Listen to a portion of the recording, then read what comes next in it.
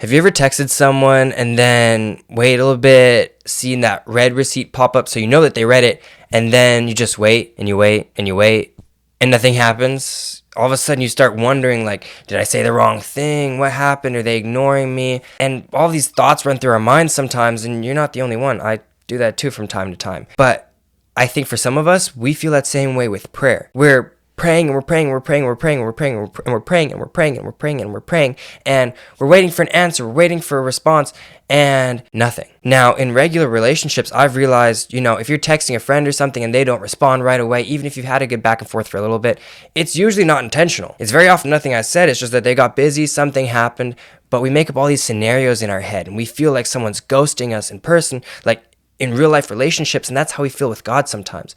So that's what we're talking about today. What happens when you feel like you're praying, but it feels like all of heaven's ghosting you?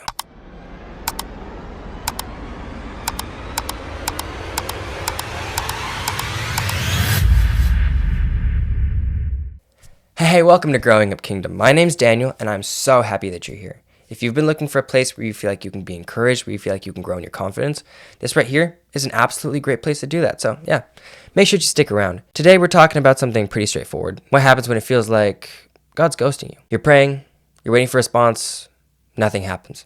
We all know what it's like in the natural. You send someone a text, if they've got the red receipts on, you'll see when it changes from delivered to read, and you'll know that they read the message. And then something happens, which is nothing.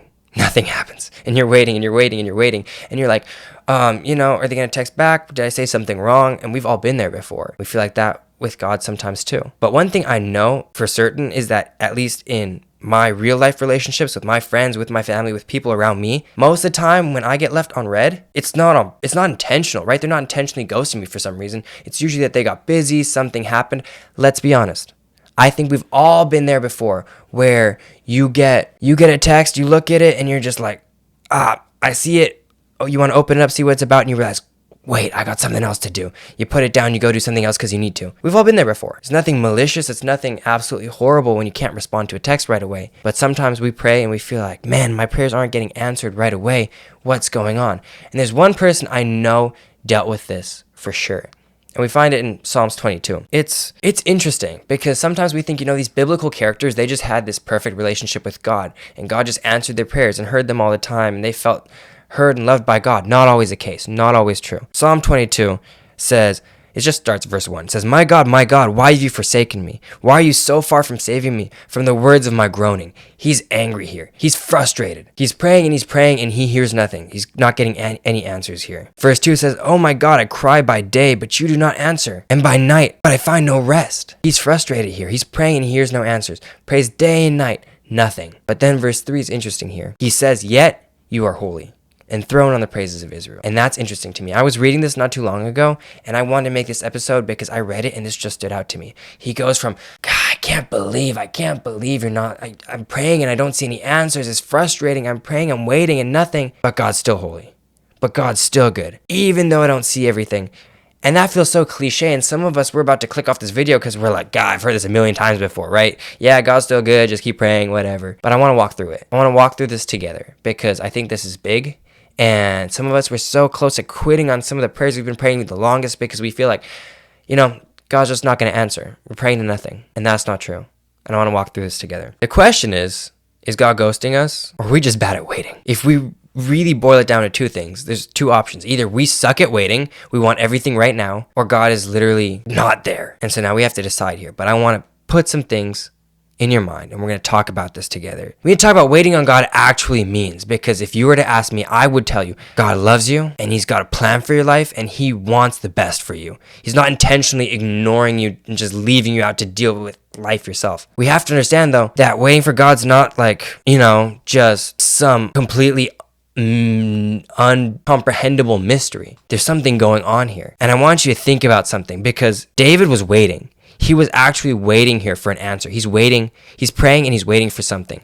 But there's one thing he understood. He understood that God was still good even though he was waiting. Even though he was waiting, God was still good. And sometimes we forget, right? We're like, man, where is God? God can't be real because I've been praying and nothing happens. But we need to understand we're so addicted to everything in an instant. We're so addicted to getting everything right away. We get food in 10 minutes. We get answers in 2 seconds. God's not prime delivery. We're treating God like ChatGPT. hey, what is the answer to this? And we're just going to get something. But what if that's not always the case? What if we just need some more patience? And I know for some people that you're like, I've been waiting. I'm kind of like at the end of my patience. And I get that.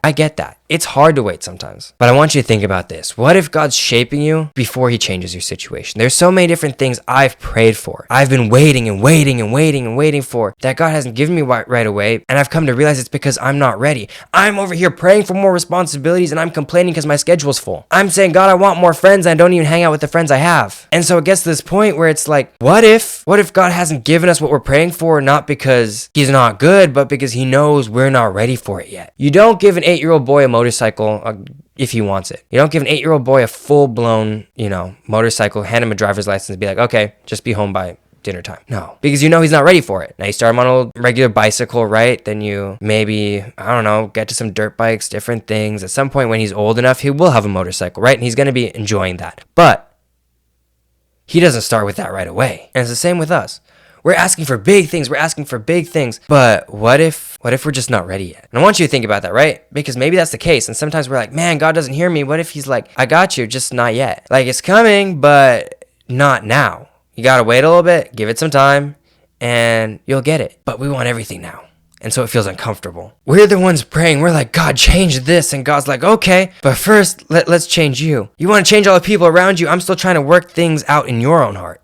We want to get out of a place, right? But God's still trying to develop us right where we are. We asked for patience and God gave us a slow season and we're like, what's going on? It happens. And then we get frustrated because God doesn't answer our prayers the way we wanted, but he's developing us. And we have to understand that. So silence doesn't always mean no. It doesn't. Sometimes it means just not yet. Silence could be the not yet.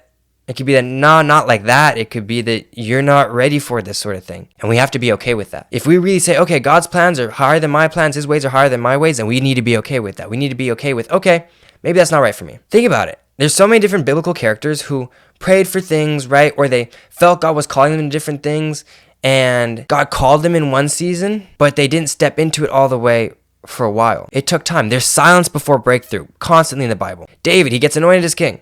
Then he goes back to tending sheep. Imagine you're told, okay, you're going to be the future CEO of a major grocery store chain.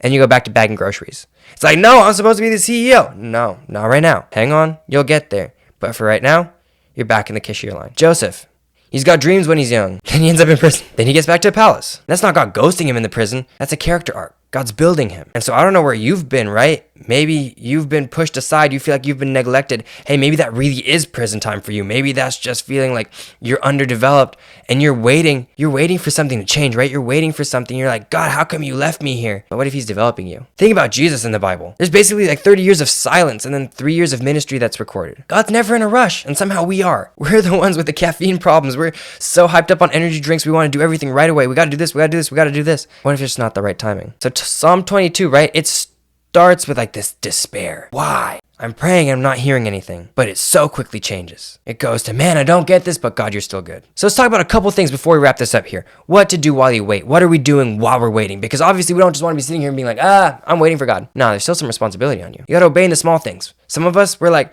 why isn't God speaking? I'm praying and I don't hear God saying anything. What if God's still waiting for you to go back and do the last thing he told you to do? You're asking for some big prophetic word, but you haven't done the last simple thing he told you to do. Let's go back and start with that. God does see what you're doing when there's no one around. When you think, no one else is watching me, right? I can slack here. I can be lazy in this area. No. He's still watching you, even if no one else is. We want to seek God's presence and not just his solutions. Some of us were just so tied up with God for his solutions. God, I need this. God, I want this. God, help me with this. And when we don't have any problems, we're just gone. We're just completely silent. We never talk to him. We never need anything else. No relationship works like that. People break up because, one person in a relationship is just so needy and they only ever call, they only ever text if they need something. Romantic relationships don't work that way. Friendships don't work that way. Families don't work well that way. So why would our relationship with God work like that? Prayer isn't just like tech support for your life, this isn't working. Let me call 1-800, ask God for help. No, God wants relationship and not just requests. That's the same with all of us. We get offended if someone only wants requests from us. Not saying you can offend God like that, but what if he wants a relationship with you and not just all of your requests? So ask a better question. Some of us were asking like, God, when's this going to end? Lord, I'm waiting here. When are you going to get me out of this? But what if we were to ask God, who am I becoming while this doesn't end? While it feels like it's just going on and on and on and on and on. How am I being developed in this season? So God isn't ghosting you. He's guarding you. He's guiding you. He's helping you grow. And we need to understand that. We need to be okay with that. Sometimes we're like, God, where are you? And he's working. He's still good. We just haven't seen it yet in certain areas because we're so caught up right on seeing something a certain way that we won't accept anything else for an answer. And we feel like God's ignoring us. I want to ask you one question. I want to leave you with this. If God gave you the answer to everything right away, would you still need faith? I think the answer is no. So we need to be okay with the silence. We need to be okay with that. Couple of action steps is how we're going to wrap this up today. Just try 5 minutes of silence with God. No phone, no music, just time in prayer. For some of us, that brings on like this existential dread for 5 minutes. And we're like, I don't know what to do. Take some time in prayer. Write down one thing God might be doing behind the scenes, one way he could be preparing you that you never thought of before. And I think one of the most honest things we can pray is, God, change me while I'm waiting. I'm waiting, but I want to grow while I'm waiting. I find it really interesting that Jesus actually quoted Psalm 22 on the cross. On the cross, he's hanging there and he's sitting there, right? And he's like, why have you forsaken me? Why have you abandoned me? And what felt like the biggest abandonment in history was actually the greatest rescue mission in history if you think about it. It just didn't feel like it at the moment. Sometimes I found that God is most active when we feel like he's absent.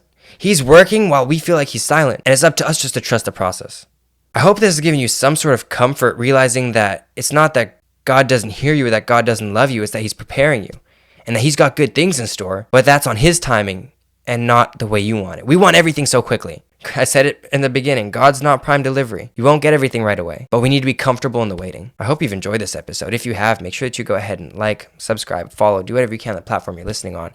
If you know a friend who's in that waiting season and needs to hear this, make sure you share this with them because I think this is really, really good stuff that a lot of us don't really think about it. There's a point where Jesus feels abandoned. David feels abandoned.